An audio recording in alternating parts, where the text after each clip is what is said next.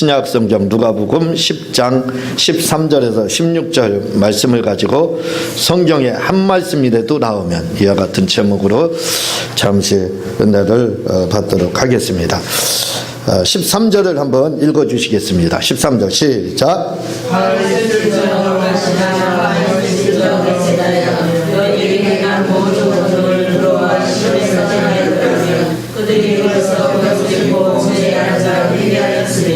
아멘. 여기서 보게 되면 고라시나 또 벳세대야 이렇게 이야기를 하거든요. 이 고라신이라는 말씀은 마태복음 11장 21절에 이렇게 나오고 본문에서 나오는데 똑같은 말씀의 구절로 이렇게 되어 있습니다. 이곳은 가버나움에서 북쪽으로 다 3km 정도 이렇게 떨어져 있는 곳이다 라고 이야기를 하는데, 이곳에서 주님이 어떤 일들을 많이 행했는지에 대해서는 나오지 않고 있습니다. 성경에 많이 그곳에서 주께서 많은 일들을 어떤 복음을 전했더라, 이적을 행했더라 하는 내용들은 나오고 있지 않습니다. 그러나 오늘 본문상으로 볼 때 화 있을진저 고라시나 하면서 그곳에서 많은 권능을 행했다 하고 너희에게 행한 이 모든 권능을 이렇게 말씀을 하고 있죠. 비교급으로 다. 그러면서 그곳에서 많은 권능을 행했다 이렇게 이야기를 하고 있습니다. 그러나 성경에서는 썸머리식으로 요약해서 이렇게 기록을 복음서를 기록하다 보니까 이 고라신에서 도대체 주님이 어떤 사역들을 하셨는지에 대해서는 잘 기록이 되어 있지 않습니다. 그러면서 이곳만 고라신만 말씀하신 것이 아니라 화이슬진저 벳세다야 하면서 똑같이 이렇게 말씀을 하고 있습니다. 주님이 아마 이곳에서 굉장한 복음 사역을 이렇게 권능을 행하신 것 같습니다. 고라신에서도 행하고 벳세다에서도 많은 권능을 행하셨지만 사람들이 관심이 없습니다. 복음을 받아들이지 않아요. 마찬가지입니다. 오늘날도 우리가 화요 전도 하는 날 복음지를 가지고 전도를 하지만 어떤 분들은 쳐다보지도 않고 피해가고 또 복음을 전한다 할지라도 받아들이려고 하지 않는 아주 그런 지금 그런 시대, 바로 주님의 복음을 주님이 그렇게 전했을 때 이런 많은 권능을 행했지만 역시 고라신과 벳세다가 그렇게 주님의 복음을 쉽게 받아들이지 않은 것에 대해서 주님이 지금 그들에게 심판을 이야기를 지금 하고 있습니다. 마가복음 8장 22절에 보면 벳세다의 이름에 사람들의 맹인 한 사람을 데리고 예수께 나와 손대시기를 구하고는 이렇게 말씀을 하고 있거든요. 벳세다 지역을 지나가시다가 주님이 어떤 사람들이 맹인 소경을 하나 데리고 왔습니다. 그래서 주님께 말씀하시기를 이분에게 좀 손 좀 대서 치료 좀 해달라 이런 부탁을 하게 됩니다. 그때 주님께서 이 사람을 그냥 그 자리에서 치료해 주신 것이 아니라 다른 인적이 없는 곳으로 데려가서 눈에다가 침을 태 하고 뱉습니다. 사람들 같았으면 아마 기분이 나쁠 거예요. 아니 내가 지금 장애를 갖고 있어서 그것만으로도 섭섭한데 안수받으면 낫는다고 해서 이렇게 왔는데 모독까지 하느냐, 이렇게 침 뱉는 거 누구한테 하는 거예요? 이게 사람을 모독하는 게 아닙니까? 침을 뱉어. 우리나라엔 소금을 뿌리죠. 그렇게 침을 뱉음으로 아마 사람들은 보통 사람들 같으면 기분이 나빴을 겁니다. 그런데 이 사람은 기분 나빠 생각하지 않았어요. 그리고 곧바로 주님이 침 뱉은 자리에다 안수를 하시면서 기도를 하고 한번 봐라, 무엇이 보이는지 한번 봐라 하고 말씀을 하십니다. 그러니까 눈을 떠서 보니까 안 보여요. 보이기는 보이는데 사람들이 지나가는데 뭐와 같지요? 꼭 안개 낀 것처럼, 심한 안개 낀 것처럼 그냥 가물가물한 거예요. 그래서 나무가 뭐 이렇게 아니 저 나무가 왜 걸어다니지? 그 정도의 치료밖에 되지 않았습니다. 그때 주님이 다시 한번 이제 안수하고 기도를 하고 봐라 하니까 이제 보이나이다 하고 말씀을 해서 결국은 치료받은 장면이 나오는데 그곳이 바로 벳세다 이렇게 이야기를 하고 있습니다. 그러니까 주님께서 이런 벳세다에서 여러 사역들을 감당을 했지만 권능을 행했지만 사람들은 관심이 없습니다. 하나님의 말씀에 관심이 없고 예수님을 구주로 주님으로 받아들일 생각을 하지 않습니다. 지금도 우리가 예수님을 증거하지만 사람들은 예수님에 대해서 관심이 없어요. 너무 마음이 아프잖아요. 복음을 전도를 하다 보면 예수님께 관심 없고 전도지로 손으로 탁 치고 그럴 때 기분도 나쁘지만 그에 앞서서 왜 저들은 예수님에 대해서 저렇게도 관심이 없을까? 그 안타까운 마음이 먼저 드는 것을 아마 저뿐만 아니라 전도를 하시다 보면 전도하신 분들은 다 그 모든 것들을 아마 체험을 하게 될 겁니다. 그런데요, 이렇게 복음을 전하기 위해서 이적도 행하고 권능도 행했지만 받아들이지 않으니까 주님이 두루와 시돈에게 행하였으려면 그들이 벌써 베옷을 입고 제에 앉아 회개하였으리라. 이렇게 강력하게 말씀을 하고 있습니다. 이 두루와 시돈은 베니게의 두 항구 도시입니다. 그 중에서도 이 두루는 아주 당시에 베니게 수도로서 아주 막강한 지역이었습니다. 주석가는 뭐라고 말을 하냐면 당시에 해안지역, 지중해 해안지역을 주름 잡았던 그 족속이, 그 민족이 바로 두루다. 이렇게 이야기를 베니게다 이렇게 이야기를 합니다. 베니게 수도가 바로 이 두루예요. 이 베니게의 수도인 두루가 얼마나 번성을 했으면요. 에스겔서 28장 12절 이하를 보게 되면 마귀에 대해서, 마귀의 타락 양상에 대해서 설명을 합니다. 마귀가 어떻게 해서 하늘나라에서 반역을 일으켜서 그가 이 땅에 떨어졌는지에 대해서 설명을 할 때 누구를 가지고 설명하는 줄 아세요? 예를 들어서 설명을 했냐? 바로 이 두루 지역을, 두루 왕에 대해서 예를 들어서 하고 있습니다. 그래서 에스겔서 28장 12절에 보면 인자야 두루 왕을 위하여 슬픈 노래를 지어 그에게 이르기를 하면서 애가를 부르라 이거예요. 왜? 그의 패망을 위해서. 그러면서 이게 누구냐면 마귀의 타락 양상을 설명하면서 예를 들어서 설명한 것이 누구냐면 두루왕의 타락을. 그러니까 두루왕의 타락의 양상과 마귀의 타락 양상이 똑같다는 겁니다. 그러니까 그 두루왕을 예를 들어서 마귀가 내가 여러분들이 그냥 직설적으로 이렇게 설교를 하면은 재미없어요. 설교를 그냥 말씀 막 하면은 재미없어요. 거기다가 그런데 예화를 하나 좀 넣어줘서 재밌는 예화를 넣는다든가, 예를 들어서 설명을 하면 눈이 번쩍 띄어요.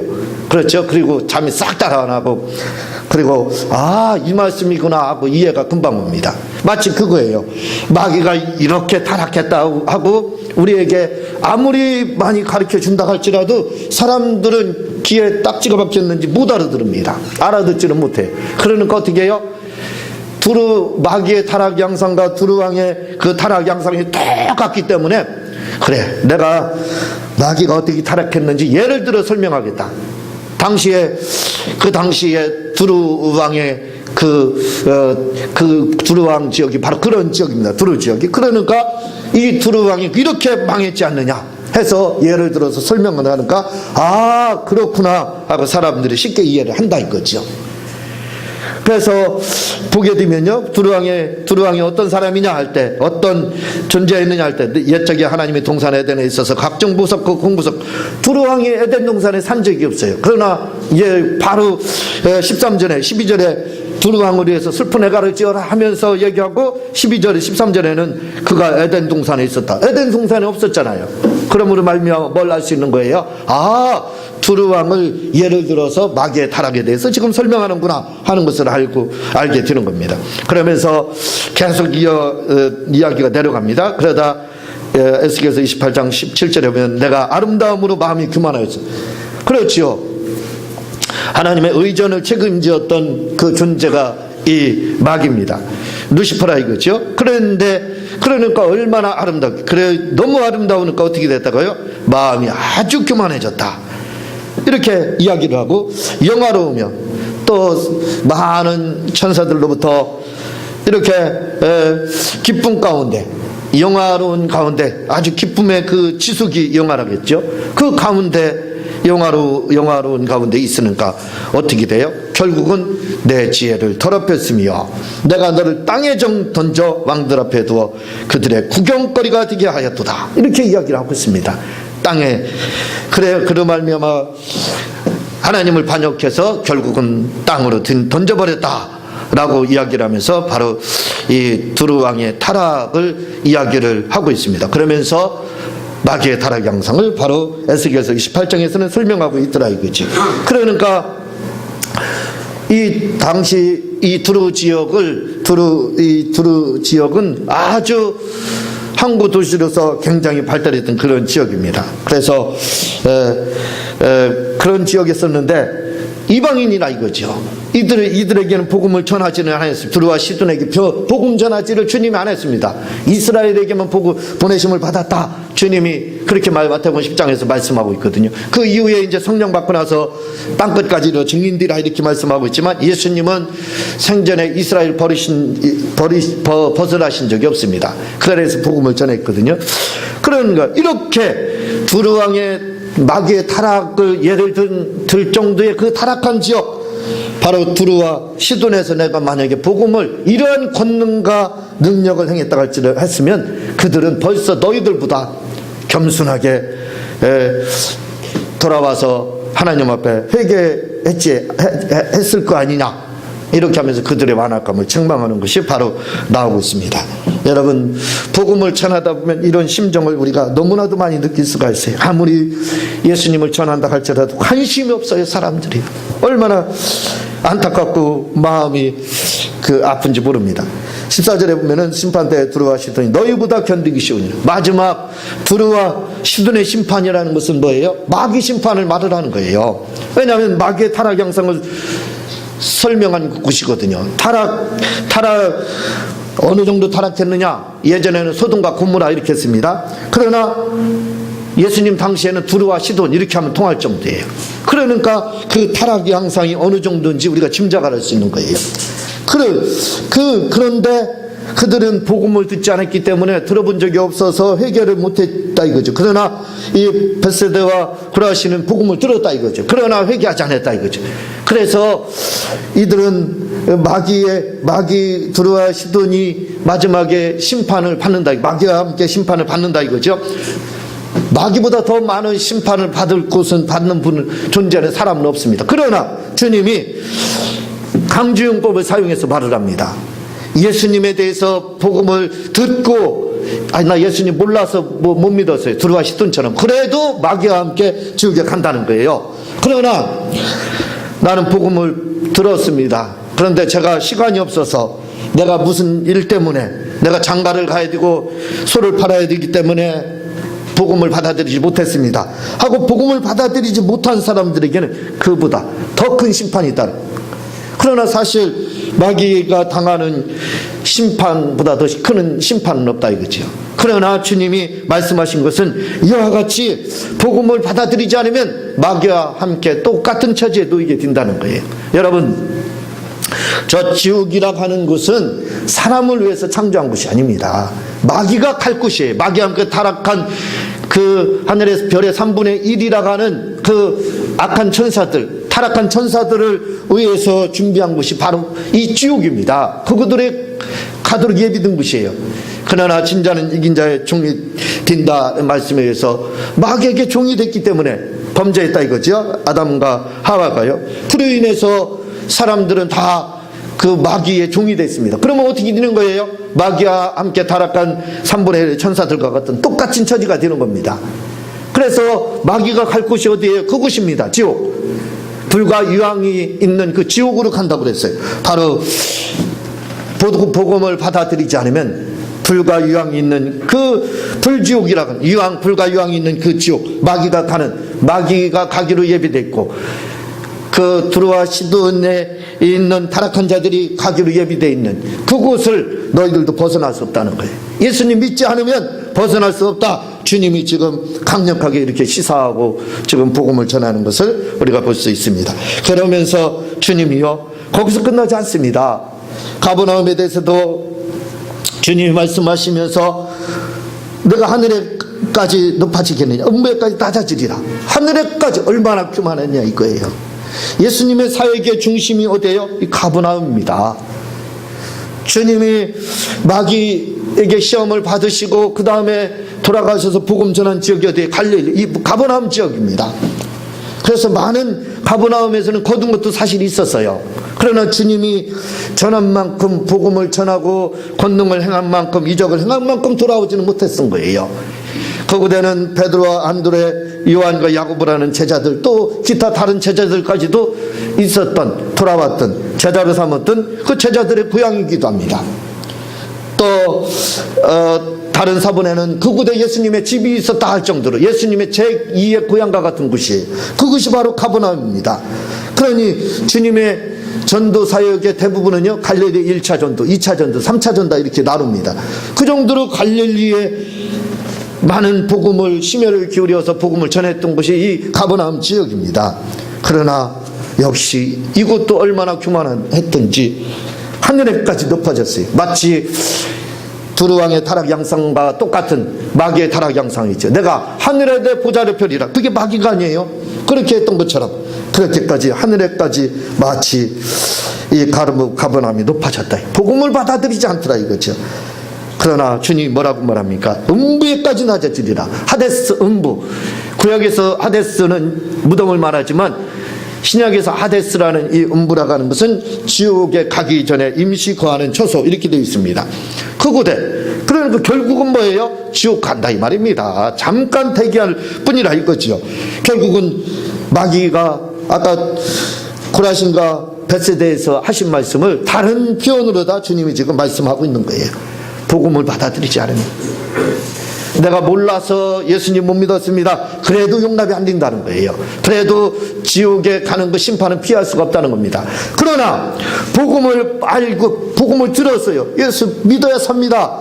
영접하세요. 그분 받아들이세요. 그분의 공로를 인정하세요.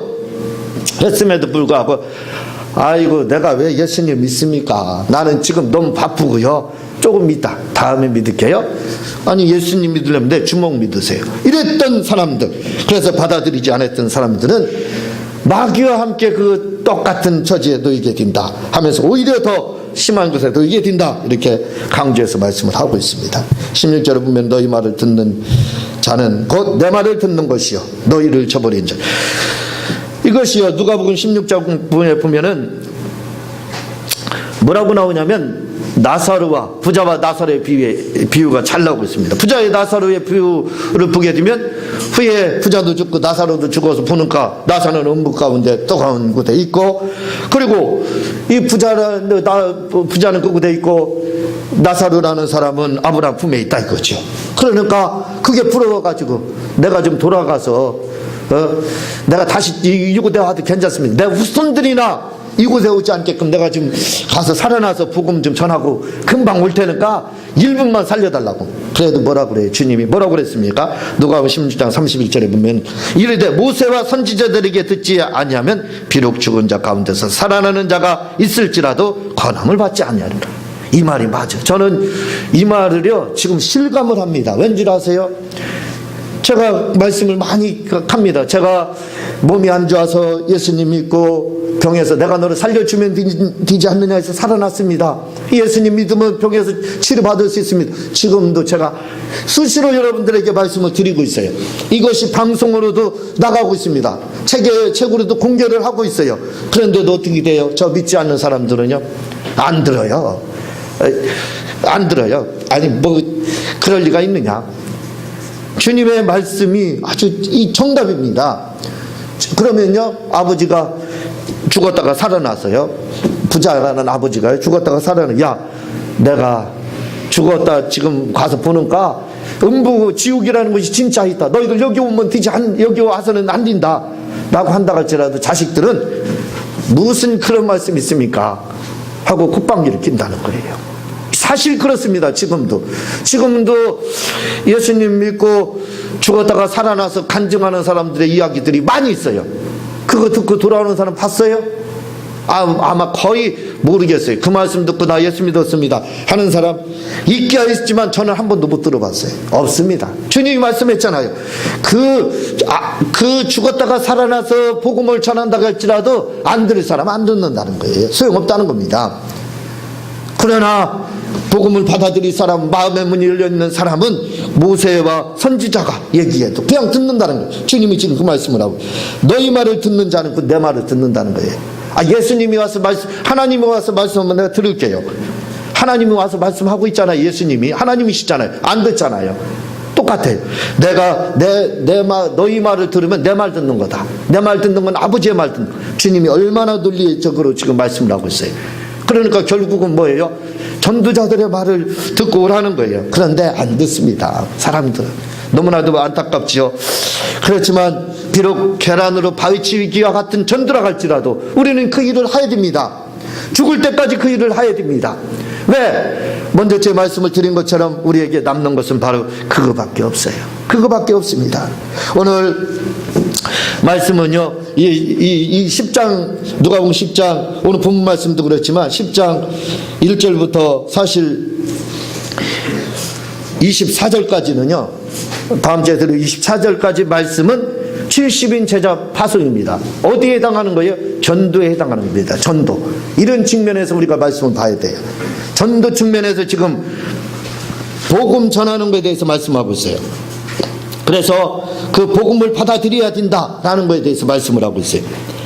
13절에 보면은요, 다시 말씀을 다시 보겠지만, 이렇게 그들이 두루와 시돈에서 복음을 이렇게 이적과 표적을 행하면서 복음을 전하였더라면 그들이 벌써 베옷을 입고 제에 앉아 회개하였으리라. 회개하였으리라. 이렇게 말을 하고 있어요. 자, 여기서 이 회개하였으리라 이 말씀은 무슨 말이냐 이거예요. 무슨 측면에서 주님이 지금 말씀하고 있느냐 이거예요. 제가 좀 전에 말씀을 드렸듯이 누가복음 10장 1절부터 24절의 말씀은 한 단원입니다. 그냥 알아보고 설교하기 쉽게 나눠서 지금 제가 말씀을 드리고 강의로다 말씀을 드리고 있는 것이지 사실은 한 단원이에요. 주님이 70인 제자를 파송하면서 하신 말씀이에요. 그때 하신 말씀이니까 같은 한 단원이라 이거죠. 그런데 주님이 그렇게 말합니다. 뭐라고 말하였냐면 두루와 시돈이에게서 그들 복음 전하면 그들이 회개하였으리라, 돌아왔으리라, 이렇게 말을 하고 있어요. 그렇다면 여기서 말하는 회개는 뭐냐 이거예요. 이 회개라는 말은 메타노예오로 이렇게 되어 있습니다. 메타노예아라는 말씀은 메타노예아 이렇게 두 가지로 이렇게 되어 있는데, 메타노예아 이렇게 되어 있습니다. 이 말씀은 뭐냐면 오해를 풀다 이렇게 말씀하고 있어요. 오해를 풀고 사실에 대해서 인정하다 이렇게 되어 있습니다. 오해를 풀고 사실을 받아들이는 거다, 하나님을 이해하는 거다, 이렇게 되어 있어요. 그 메타노예아예요. 그 말씀이 되어 있습니다. 그러므로 우리가 뭘 알 수 있느냐면, 여기서 회개다 하는 것은 우리가 생각하는 것처럼 감정적으로 슬퍼하고 막 애통하고 그러는 것을 말씀하고 있는 게 아니에요. 그렇게 그런 측면에서 말씀을 하고 있는 게 아닙니다. 왜냐하면 여기서 회개에 대해서는 뭐와 연결이 되어 있느냐면 바로 누가복음 10장 1절에서 24절이 연장선이라 이거죠. 복음을 받아들이는 걸 말씀하고 있습니다. 그러니까 회개의 첫 번째 요소는 메타노예아라는 말씀과 그대로 우리에게 필요한 것이 있습니다. 그것은 뭐냐면 예수님을 주님으로 영접하는 것. 그게 바로 회개라 이거예요. 슬프고 애통하고 해서 돌아오는 것도 회개에 해당합니다. 그러나 여기서 메타노예오라는 것은 복음을 전할 때 복음 받아들이는 측면이에요. 복음을 받아들이는 것, 받아들이는 측면에서 지금 말씀을 하고 있어요. 그러니까 메타노예아의 그 뜻을 벗어나지 않고 있습니다. 오해를 하나님에 대해서 알지 못했는데 복음 들고 내가 예수님 알지 못했는데 그래요, 예수님이 하나님의 아들이십니까? 그분이 나를 위해서 이렇게 십자가에서 피를 흘리셨습니까? 그분이 내 죄를 대신하고 누명을 쓰고 돌아가셨습니까? 하고 받아들이는 것. 내가 예수님을 주님으로 영접합니다 하고 받아들이는 것이 바로 회개의 첫 번째 요소라는 거예요. 굉장히 중요한 겁니다. 그러니까 우리가 회개를 할 때는 감정적으로 슬퍼하는 것도 말씀을 하고 있지만, 그러나 여기서는 감정적으로 슬퍼하는 것을 말하는 것이 아니라 복음 전하 전도를 받는 측면에서, 전도를 받아들일 때 예수가 그리스도다 하는 말씀에 대해서 예, 알겠습니다, 받아들이겠습니다, 영접합니다 하고 받아들이는 것을 주님은 영접을 여기에서는 다른 표현으로 바로 회개다 이렇게 이야기를 하고 있습니다. 여러분, 예수님을 받아들여야 됩니다. 우리의 주님으로 받아들여야 됩니다. 그분을 영접해야 됩니다. 그것이 바로 우리가 회개하는 길입니다. 예수님을 주님으로 영접하면 1차 회개는 우리가 된 거예요. 그런가 하면요, 회개의 두 번째 요소를 이야기를 하고 있습니다. 그것은 사도행전 2장 38절에 보면은요, 이렇게 말씀하고 있어요. 베드로가 이르되 너희가 회개하여 각각 예수 그리스도의 이름으로 세례를 받고 제사함을 받으라. 그리하면 성령을 선물로 받으리라. 이렇게 말씀하고 있어요. 사도행전 2장 38절에 보면요, 베드로가 뭐라 그러냐면 너희가 회개하여, 이 메타도예우라는 말을 다시 한번 여러분들이 기억해야 됩니다. 우리가 회개한다는 것은 죄를 뉘우치는 걸로 생각을 하고 있어요. 물론 그렇게도 해석이 됩니다. 그런데 회개의 두 번째 요소에서는요, 그렇게 말하지 않고 있습니다. 사도행전 2장은 성령이 처음 임했을 때, 오순절 성령이 처음 임했을 때, 아니 저들이 세술했지 한 거 아니야? 그렇게 사람들이 이야기를 할 때 베드로가 일어나서 아니다, 이건 유에서에서 예언했던 그 성령님이 한 거다. 지금 아침 9시인데 우리가 무슨 술을 먹었느냐, 그럴 리 없다, 그게 아니라 성령이 한 것이다 라고 하면서 그들에게 복음을 전합니다. 복음을 전하면서 베드로가 한 말이 뭐냐면, 그렇게 베드로가 이르되 회개하여, 이것은 뭐예요? 예수님을, 너희들이 예수에 대해서 오해했지 않느냐, 돌아와라 이겁니다. 그분을 주님으로 영접하라, 그렇게 말씀을 하고 있어요. 그리고 제사함을 받는 것에 대해서는요, 전혀 다르게 말을 하고 있습니다. 제사함을 받는 것에 대해서 사도행전 2장 38절 우리가 자세히 한번 볼 필요가 있어요. 자세히 보면 이렇게 말씀을, 베드로가 이르되 너희가 회개하여 각각 회개하고 영접하라, 이거 예수님을 주님으로 영접하고 그 다음에 예수 그리스도의 이름으로 세례를 받고 제사함을 받으라, 이렇게 말하고 있어요. 세례를, 예수님의 이름으로 세례를 받고 제사함을 받으라. 그러면 성령을 선물로 받. 이 말씀이 잘 와닿지 않아요. 또요, 어려워요. 그래서 이 말씀을 현대인의 성경으로 보면요, 너무나도 쉽게 우리에게 해석을 해주고 있습니다. 현대인의 성경 2장, 사도행전 2장 38절에 보면 이렇게 되어 있어요. 그래서 베드로가 그들에게 말하였다. 여러분 모두 회개하고 예수 그리스도의 이름으로 세례를 받아 제사함을 받으십시오. 그러면 성령을 선물로 받을 것입니다. 이렇게 말씀하고 있어요. 무슨 말씀인지 잘 이해가 되는지 모르겠어요. 예수님을 회개한다는 측면, 메타노예우라는 측면에서는 예수님을 주님으로 영접하라 이거예요. 그러면 제사함은 어떻게 받느냐 할 때 어떻게 하고 있어요? 침례를 받아야 된다, 밥기지를 받아야 된다, 이렇게 말을 하고 있어요. 너무 놀랍죠?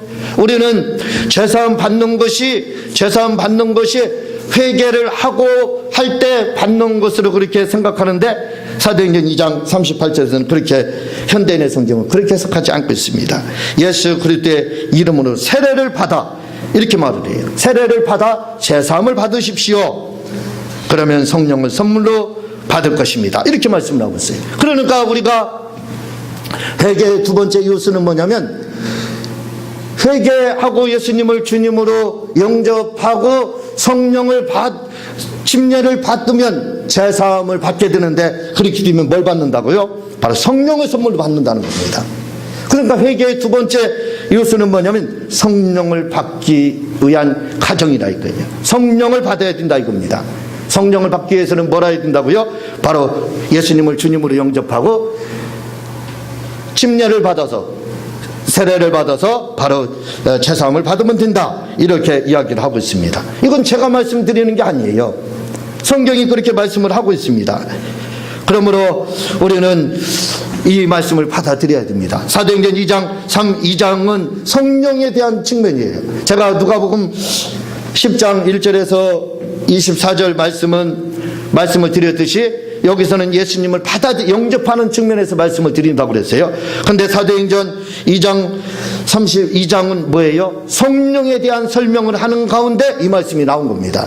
그러니까 전체 테마가 뭐냐면, 주제가 뭐냐면 바로 성령이라 이거죠. 그래서 베드로는 바로 회개하라, 성령을 선물로 받기 위해서는 회개하라, 이렇게 말씀하고 있어요. 그래서 우리가 성령을 받기 위해서 회개할 필요가 있습니다. 그리고 회개의 세 번째 요소가 있어요.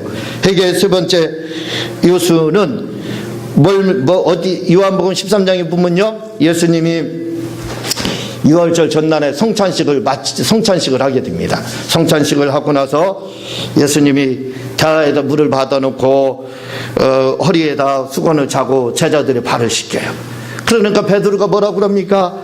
주님, 저는 도저히 주님으로부터 발을 씻을 수가 없습니다. 그러니까 주님이 뭐라고 그러냐면, 네가 발을 씻지 않으면 나와 상관이 없다, 이렇게 말을 하고 있습니다. 이 말씀은 여러분들이 이 말씀, 나와 상관이 없다, 이렇게 말씀을 했기 때문에, 그리고 주님은 이것을 사람들에게 보여라, 너희도 행하라, 이렇게 이야기함으로 말미암아 주님이 이것은 이웃을 섬기라는 그러한 뜻으로 말씀하는구나 라고만 생각할 수 있어요. 그러나 그렇지가 않습니다. 그것도 주님이 이웃을 그렇게 섬겨라 하는 말씀도 있지만, 사실은 그건 요한복음 13장에 이 세족식이라고 하는 그 요소는요, 사실은 회개를 말씀하고 있습니다. 그 회개는 뭘 이야기를 하냐면 바로 자범죄를 말씀하고 있어요. 교회에서는, 신학과 교회에서는 이야기를 합니다. 우리가 예수님을 주님으로 영접하면 과거, 현재, 미래의 죄를 다 사함을 받았다. 교리와 신학은 그렇게 하지만, 그러나 실제적으로 주님이 말씀하신 요한복음 13장을 통해서 볼 때는 그렇지가 않습니다. 회개하라는 겁니다. 그래서 바로 주님이 뭐라고 하냐면, 그러면 나 목욕시켜 주세요, 베드로가 그럽니다. 그러니까 주님이 뭐라고 그러냐면, 목욕한 자에게는 발밖에 씻을 것이 없다, 이렇게 말을 합니다. 발만 씻으면 된다는 거예요. 그 발을 씻는 것은 바로 자범죄, 우리가 흔히 말하는 그 자범죄 해결을 말을 하고 있습니다. 그러니까 자범죄를 회개하라는 거예요. 자범죄를 회개하라는 겁니다. 그리고 주님은 거기서만 말씀하는 게 아니에요. 마태복음 6장 12절에 보면은요, 주기도문에 대해서 어떻게 기도해야 됩니까? 그러니까 기도를 이렇게 하라 하고 말씀을 하셔요. 그러면서 주님이 하시는 말씀이 마태복음 6장 12절에 보면, 우리가 우리에게 죄 지은 자를 사하여 준 것 같이 우리 죄를 사하여 주옵소서, 이렇게 하라는 거예요. 그런데 이 죄라는 것이 마태복음 6장 12절에서 주님이 주기도문을 주님께서 가르치신 기도를 가르치면서 말씀하신 이 죄는요, 우리가 아는 것처럼 하말티아, 원죄를 말씀하고 있지 않습니다. 원죄라고 되어 있잖아요. 자범죄에 해당하는 오페일레마로 되어 있습니다. 오페일레마는 뭐냐면 파랍투마와 함께 뭘로 다 쓰이냐면 바로 실수, 이렇게 되어 있습니다. 그러니까 우리가 예수님을 믿으면서 여러분들이 하루 일상을 살아가면서 범하는 잘못과 허물든 이런 실수들이 있다 이거죠. 여러분들만 있습니까? 저도 있어요. 이런 실수들에 대해서 뭐라고 말을 해요? 주님이 마태복음 6장 12절에 우리가 우리에게 죄 지은 자를 사해 준 것 같이 나의 죄를, 우리의 죄를 사해달라, 이렇게 매일 하라고 그랬어요. 교리와 신학에서는 과거, 현재, 미래의 죄를 사함을 받았다 하고 있습니다. 그것도 사함 받은 것도 맞아요. 그러나 주님이 하신 말씀이 더 중요합니다. 한 말씀이라도 주님께서 우리에게 말씀을 하시면 우리는 지켜야 돼요. 주님은 요한복음 13장에서 말씀하고 있습니다. 발을 씻지 않으면 나와 상관이 없다, 상관이 없다, 이렇게 말씀하고 있습니다. 그리고 마태복음 6장 12절에서는 뭐예요? 우리의 죄를 딸마다 우리가 우리에게 죄 지은 자를 사해 준 것 같이 우리 죄, 나의 죄를 사해 주옵소서, 구하라는 거예요. 죄사함을 구하라는 겁니다. 그래서 우리는 구할 필요가 있는 거예요. 주님의 말씀이 한 말씀이라도 나오면 우리는 지켜야 된다 이거죠. 그 말씀을 지켜야 되는 겁니다. 제가 가끔가다 여러분들에게 말씀드리는 것이 뭐냐면, 사람은 거듭나지만 개는 거듭나지는 않지만 변화가 옵니다. 개가 거듭났다는 소리는 못 들었지만 사람이 거듭났다는 소리는 얼마든지 들을 수 있습니다. 그러나 개가 거듭나지는 못하지만 개는 변화가 옵니다. 그러나 사람 변했다는 말은 제가 거의 들어보지 못했습니다 하고 아주 여러분들 너무 많이 들었기 때문에 알 거예요. 사람이 잘 변하지 않는다는 거예요. 그런데 사람이 변할 수 있는 방법이 있습니다. 사람에게 변화가 올 수 있는 거 있어요. 저는 여러분들이 이 변화를 체험했으면 좋겠습니다. 영혼이 예수님을 통해서 예수님을 주님으로 영접해서 구원을 받으세요. 그리고 성령을 받으세요. 왜? 성령은 여러분들에게 속에서 예수님에 대해서 알려줘요. 그래서 성령 받으면 어떻게 돼요? 예수님에 대한 박사가 됩니다. 그래서 성령을 받아야 돼요. 반드시 받아야 됩니다. 그러나 성령을 받았다 해서 변화가 오느냐 할 때는 변화가 잘 안 오더라 이겁니다. 올 때도 있지만 안 오기도 하더라 이거예요. 그러면 변화는 언제 오느냐 이거예요. 그것은 바로 회개를 통해서 오는 거예요. 왜 회개를 하더라도 그냥 회개를 하는 것이 아니라, 여러분 저는 이 표현을, 다른 사람들은 그런 표현을 안 쓰는 것 같아요. 근데 저는 이런 표현을 씁니다. 입체적으로 회개를 해야 된다 이렇게 말을 해요. 그럼 입체적인 회개가 뭡니까? 저는 주기도문에서 하루에 몇 번씩 주기도문을 그대로 고백을 합니다. 하늘에 계신 우리 아버지가 아니라 나의 아버지여, 이름이 거룩히 여김을 받으시오며 나라의 임하시며 뜻이 하늘에서 이룬 것 같이 저에게서 이루어지리이다. 오늘날 저에게 일용할 양식을 주옵시고 우리가 우리에게 죄진 자를 사하여 준 것 같이 해서 저의 죄를 사하여 주옵소서 할 때 그양하지 않아요. 가슴에다 손을 얹고 가슴을 치면서 합니다. 몇 번씩 고백해요. 저의 죄를 사하여 주옵시고 저의 죄를 사하여 주옵시고 저의 죄를 사하여 주옵시고 이렇게 합니다. 왜? 주님이 하락했기 때문에 하는 거예요. 이렇게 회개하는 것도 굉장히 중요합니다. 그러나 사람이 완전히 변화받아서 새로운 사람으로 다 바뀌려면요 필요한 회개가 있습니다. 이것은 주님이 매일 하락했기 때문에 그렇게 해야 돼요.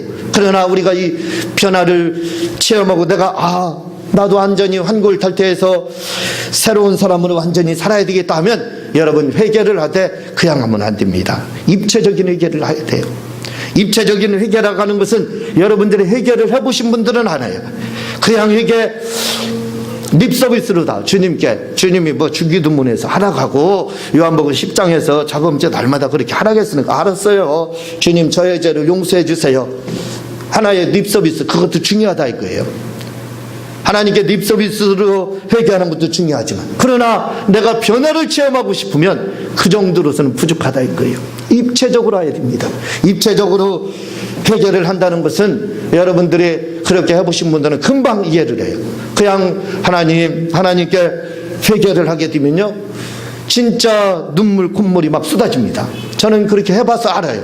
그러면서요 뭐가 지나가냐면 사진의 카트가 영화처럼 지나갑니다. 딱딱 한 카트씩 지나가요. 요 카트 딱 보여져요. 그래서 내가 잘못했습니다 하면 그 다음 카트로 넘어가요. 그래서 제 입에서 나오는 말씀은 뭐냐면 마치 지나가는 영화 필름을 보는 것 같아요. 사진 한 장씩을 보는 것 같아요. 그거 쳐다보면서 하나님 앞에 입에서 고백드리는 것은 뭐냐면 제가 잘못했습니다. 저를 용서해 주세요. 그 말씀밖에 없어요. 제가 잘못했습니다. 모르겠어요. 저는 그걸 해봤습니다. 그게 바로 입체적인 회개라 이거죠. 이런 입체적인 회개를 해보신 분들은 다릅니다. 사람이 변화가 와요. 그러나 립서비스 식으로다 하나님 제가 잘못했어요. 이 정도도 괜찮아요. 내가 잘못했어요 하고 그렇게 회개하는 사람들은 결국은 뭐가 되냐, 변화가 없습니다. 그래서 마치 전과 1범, 2범, 3범 되는 것처럼 상습적인 죄를 끊임없이 범해요. 변화가 없습니다, 사람이. 그러나 여러분들이 철저하게 회개를 입체적인 회개를 경험을 하게 되면요 말이 필요 없어요. 그때는 여러분들에게 변화가 오게 됩니다. 내가 이렇게 좀 변화해야 되겠다 해도 잘 안 되지요. 그러나 입체적인 회개를 경험하신 분들은 그렇지가 않습니다. 내가 진짜 새로운 사람이 되어야 되겠구나. 우리 예수님이 나를 위해서 진짜 살과 피를 다 찢으셨구나. 그걸 알게 돼. 그게 머리로만 느끼는 게 아니에요. 그게 육체적 감각으로 확 와닿습니다. 이걸 뭘로 다 표현해야 될지 몰라요. 그냥 우리가 자녀를 키우게 되면요 자녀가 마치 나와 한 몸처럼 느껴져요. 자녀가 피부적으로 와닿아요. 그렇죠? 그런 것처럼 여러분들이 입체적으로 회개를 하게 되면요 주님의 그 고난이 내게 피부적으로 느껴져요. 그러니 사람이 안 변할 수가 있겠습니까? 변할 수밖에 없다 이거죠. 그래서 여러분들이 진심으로 변화를 원한다면 필요한 것이 있습니다. 그것은 뭐냐면 입체적인 회개를 한번 해봐요. 그냥 립서비스식의 회개도 하지 말라는 말 아니에요. 중요하지 않다는 말이 절대 아닙니다. 그것도 필요해요. 그러나 여러분들이 진짜 하나님의 사람으로, 우리가 진짜 하나님의 사람으로 변화되기를 원하느냐 이거예요. 물론 다 원할 겁니다. 그렇게 원하면 입체적인 회개도 한번 일생에 한 번 정도는 해봐야 된다 이거예요. 그러면 우리의 삶에 놀라운 변화가 이렇게 오는 것을 체험하게 될 겁니다. 이 시간 들은 말씀 생각하면서 한번 회개하는 시간 한번 갖죠. 한번 입체적인 회개를 한번 주여